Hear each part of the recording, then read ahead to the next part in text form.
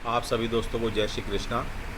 जैसा कि आप सभी जानते हैं, अभी आपने सुना होगा कि ब्लू स्मार्ट करके एक इलेक्ट्रिक कंपनी थी, कार रेंटल कंपनी, जो कि बड़ी बड़ी मल्टी सिटीज़ में रन करती थी अपने बिज़नेस को। और अब वो बैंकरप्ट हो चुकी है और उसकी ज़्यादातर गाड़ियाँ अब ऊबर में टाई अप्स हो रही हैं और वो अपना सारा शेयर जो है वो ऊबर में ट्रांसफ़र कर रहे हैं ड्यू टू बैंकरप्सी।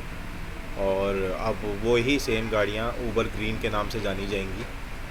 तो इससे टैक्सी वाले भाइयों को क्या सबक लेना चाहिए?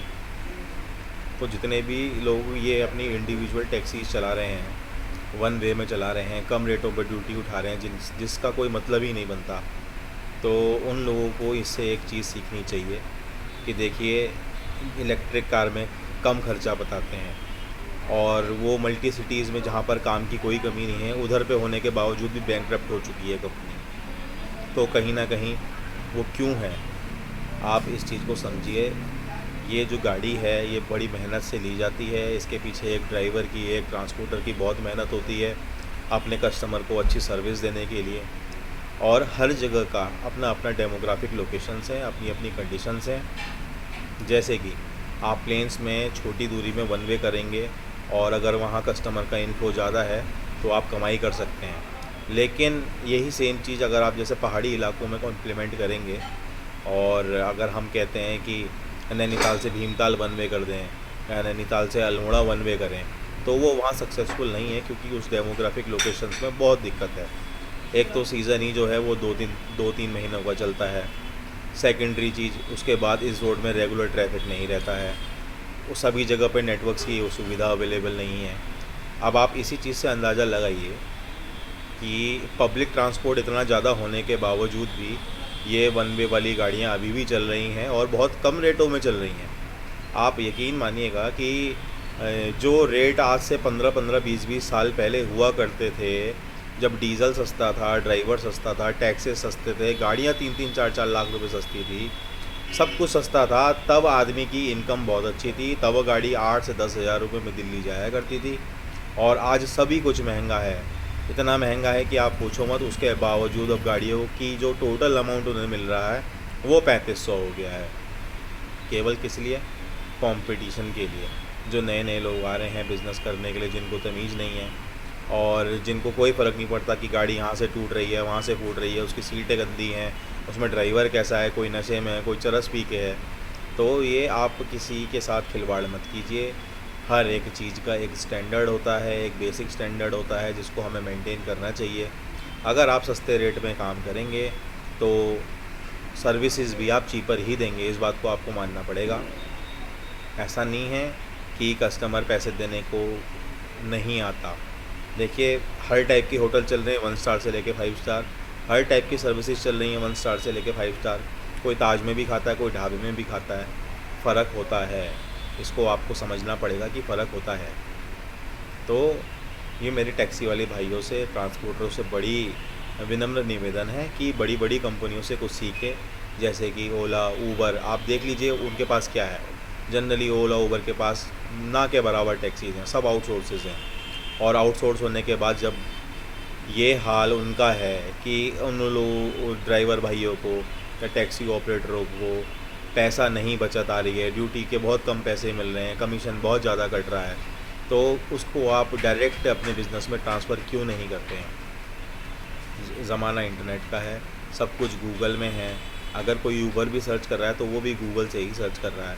तो ऐसा नहीं है, छोटे ट्रांसपोर्टर्स भी काम कर रहे हैं, बशर्ते ये जो वन वे का कॉन्सेप्ट है, ये जो 5 रुपये 8 रुपये किलोमीटर, 10 रुपये किलोमीटर के हिसाब से गाड़ियाँ चला रहे हैं, तो जो बेसिक मैं मानता हूँ बिल्कुल भी औचित्य नहीं है, जबकि गवर्नमेंट का भी ये रेट नहीं है। तो ट्रांसपोर्टर भाइयों, ड्राइवर भाइयों से मेरी बड़ी विनती है कि आप ब्लू स्मार्ट जैसी कंपनी से कुछ सीखिए कि बड़ी बड़ी कंपनियों का अब आज के तारीख में कार रेंटल में इतना नुकसान हो रहा है, तो आप भी कोशिश कीजिए कि इसको सिस्टमेटिक तरीके से चलाइए।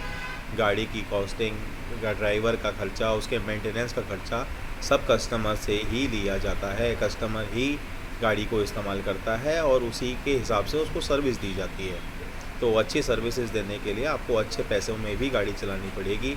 ऐसा नहीं है कि आप 3-3.5 हज़ार रुपये में दिल्ली जा रहे हैं फिर आप 2-3 दिन तक वहीं लटके हैं, आपको ड्यूटी नहीं मिल रही है, फिर उसके बाद आप फिर तीसरे चौथे दिन आ रहे हैं, तो आप सोचिए आप क्या बचा रहे हैं और क्या गंवा रहे हैं।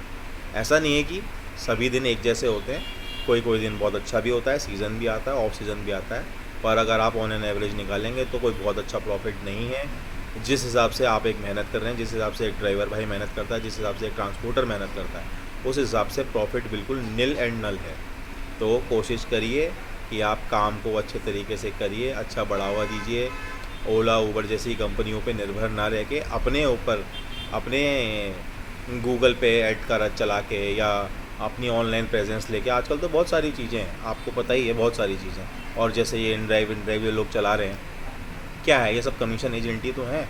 देखिए काम बाज़ार में बहुत ज़्यादा है, लेकिन होने क्या लगा है कि वो एक जगह पे एकत्रित होकर उस एक अकेले बंदा उसमें से कमीशन काट के आप सबको बांट रहा है। अल्टीमेटली तो गाड़ी आपकी है, अगर कोई भी नुकसान होता है तो वो आपका हो रहा है, उसका कमीशन नहीं कट रहा है। तो उस काम को आप अपनी तरफ ट्रांसफ़र करने की कोशिश कीजिए। और मैं मानता हूँ कि जैसे पहले चलता था, जब ओला उबर नहीं थे तो क्या टैक्सीज़ नहीं चलती थी? चलती थी। जब ये नए नए प्लेटफॉर्म गूगल्स में ये सब चीज़ें नहीं होती थी तब भी टैक्सी चलती थी, तब भी चलती थी। बल्कि आजकल अभी भी हमारे पहाड़ में कुछ ऐसे लोग हैं जो अभी भी ओला उबर गूगल किसी भी चीज़ पे विश्वास नहीं करते, वो आपसी संबंध में विश्वास करते हैं।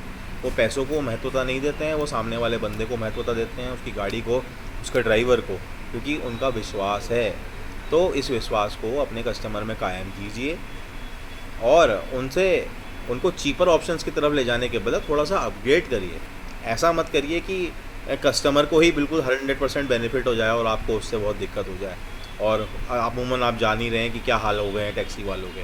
तो मेरी आप लोगों से विनती है, इसको ध्यान दीजिए। और सरकार भी इस पर देखिए, अभी आपने पार्लियामेंट में सुना होगा, अमित शाह जी ने कहा है कि वो अब ऐसा ही कुछ एक प्लेटफॉर्म नया लाने की तैयारी में कर रहे हैं। और गडकरी जी ने अभी कुछ ऐसा बताया है कि फास्टैग जल्दी वो बंद करने वाले हैं और फिर वो पूरा साल का या पूरा लाइफ टाइम का एक फास्टैग बनने वाला है जिस पे बैरियर नहीं होगा और गाड़ी निकलते जाएगी।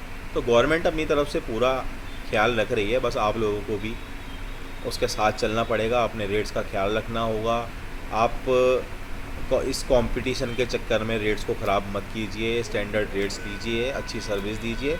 कस्टमर बिल्कुल आएगा, कस्टमर रहता है हमेशा। कस्टमर तो जब घूमने निकलता है, खाने पीने निकलता है, तो वो खर्च करने के लिए निकला है। उसको अच्छी से अच्छी सर्विस देंगे तो वो क्यों नहीं आपसे सर्विस लेगा। महंगा एक सेकंड पार्ट है, महंगा अब कस्टमर को इसलिए लगने लग गया क्योंकि एक दूसरा बहुत ही चीपर ऑप्शन हो चुका है जो बिल्कुल भी सेफ़ नहीं है, बिल्कुल भी रिलायबल नहीं है। तो इस बात को मेरी आपसे विनती है, आप सब ध्यान रखिए। धन्यवाद।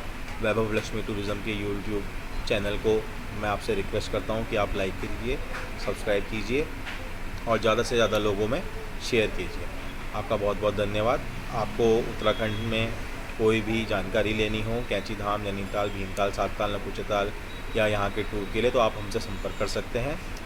मोबाइल नंबर है 8954333316।